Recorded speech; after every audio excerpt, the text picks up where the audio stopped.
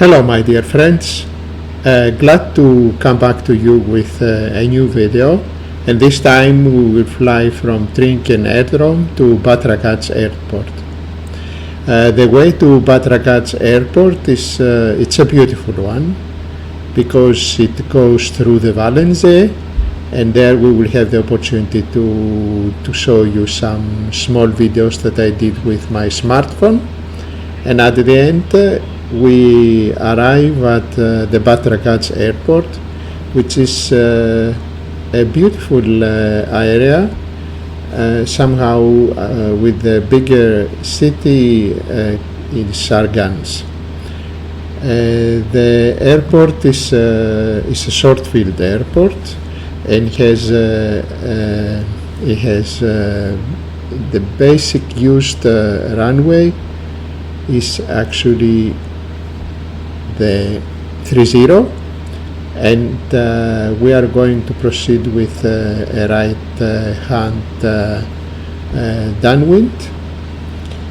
What it is important to know is that I'm flying with in a very nice day, but I'm flying late afternoon, and it is very often to see in the Alps, I mean flying between big mountains, that one side it is shaded and the other side is it's under the sun, which means that you have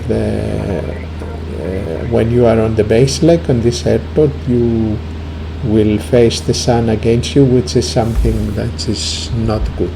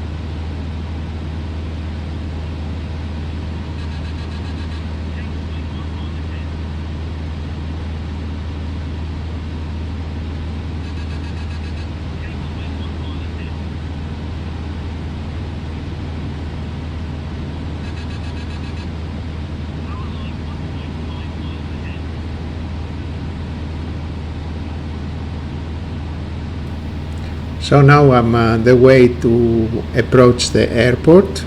Normally it goes like this. You need to approach, in my case, from the sector west, and then proceed to the right hand downwind for the runway 30. It is very important that you keep in Switzerland, you keep the exact directions as you see on the airport chart, and you avoid areas where you can create not necessary sound.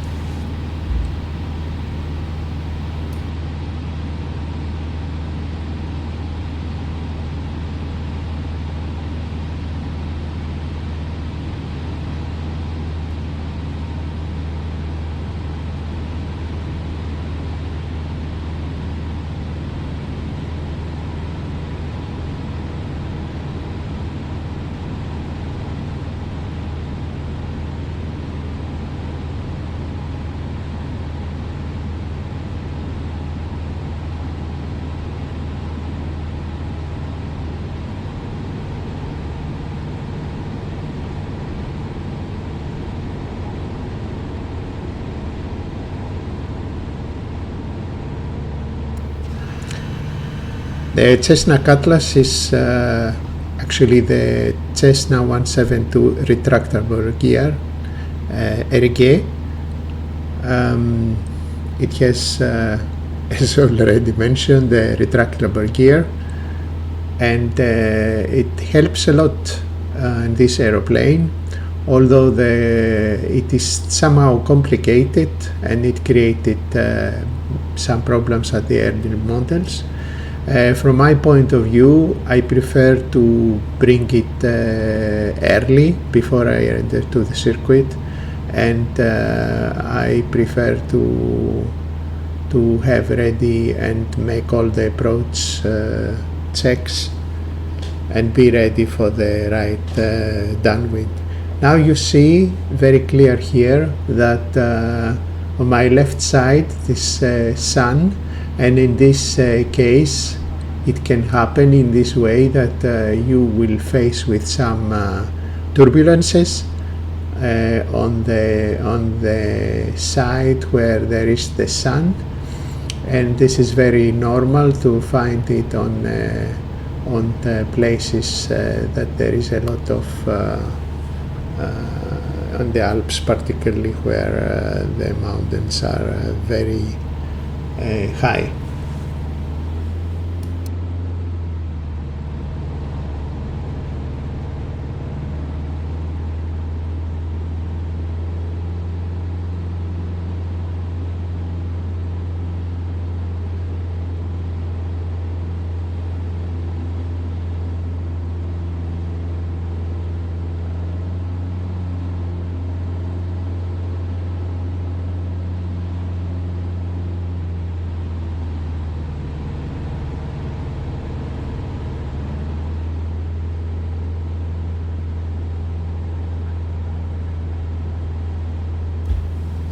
Here I'm entering the downwind. I'm actually at 2,600 feet, and I'm entering downwind, and here you see the problematic of having the sun against you, and this is a no-go when there are some more aeroplanes in the circuit. I never end a circuit that I have the sun against, or land in a circuit when there is another plane. So in this case, I see a little bit, and patiently I'm waiting that I enter the shade of the mountain, which is actually is coming right now. And as you see the runways on the far away in me, I don't have the problem of the sun anymore. And you have to see that there is a small castle on the left side, and you need to have the right appropriate final for the runway. I keep the print. I make a small side slip in order to avoid the small building, and at the end I just add some power just for me to be placed at the right place of the runway. You don't need to flare too much and make a better landing in this kind of airports. You need to put it immediately down and take up the flaps and take the most short place on the runway. Parkeren aan de hoog over de hangar een gyrocopter.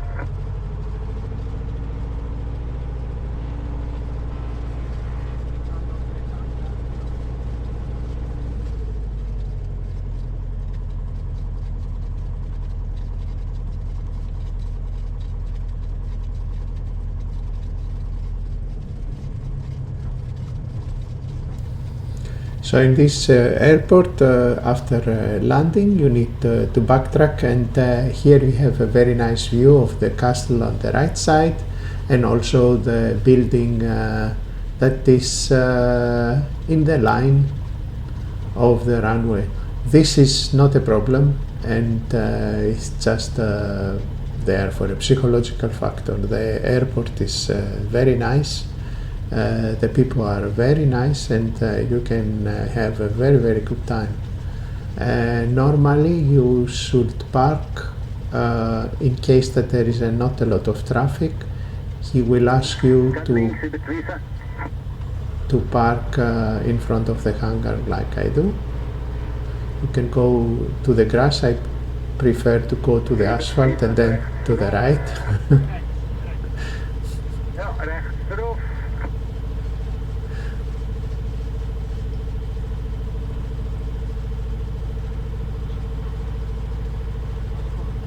Nou, dat komt bijna afstand. And normally you should also not park exactly on this place.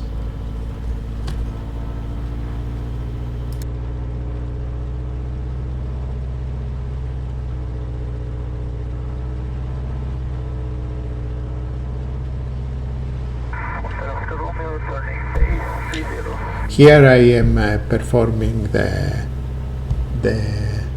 run-up check, and of course this is a short field. You need to prepare everything okay. You don't need to touch the mixture. In this case we are approximately 1400 feet or 1700 or something there, and you don't need to touch the mixture. Normally I touch the mixture above 3,500 feet, QNH of course. You need to secure that everything is working good, because you don't have a lot of alternatives in this airport since it is short. So when you rotate, you need, and in case you need, you lose your engine, you need to immediately to land forward. I found in YouTube a very interesting video where it's very old, and I will put it down attached. And there he proposed very nice ideas in case you use the runway 30. What are the alternatives? It is extremely important that you be aware of the wires, with big voltage, big electric wires and high columns, that they are at the extensions of the runway, so you need to climb over them.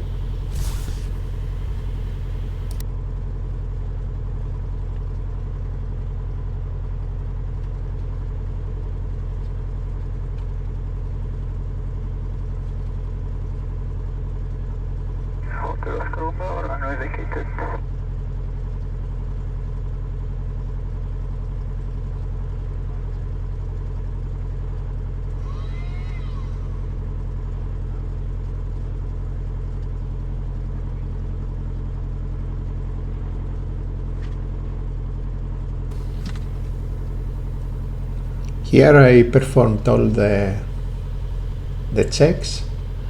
I made the briefing. This is very important to make your briefing before departure. What is going to happen, and what are you going to do in case you lose your engine before the rotation speed or afterwards. So I really am ready now for any that can go wrong.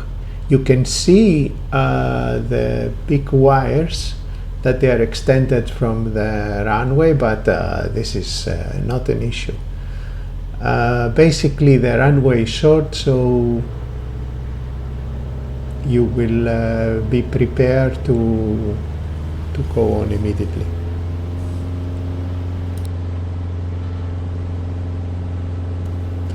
Here I am rotating. I check that all the instruments are working okay.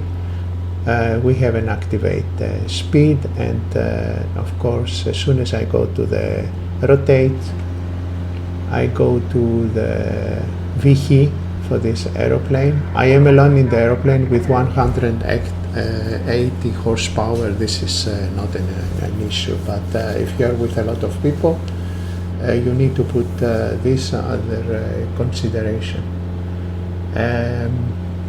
All the way back was against the sun, so this is basically something that I really don't like. So the solution there is somehow to keep in contact with Zurich information, where you see if there are aeroplanes on the way or somehow around you. There is a very good service there, and I use it always. They are very professional.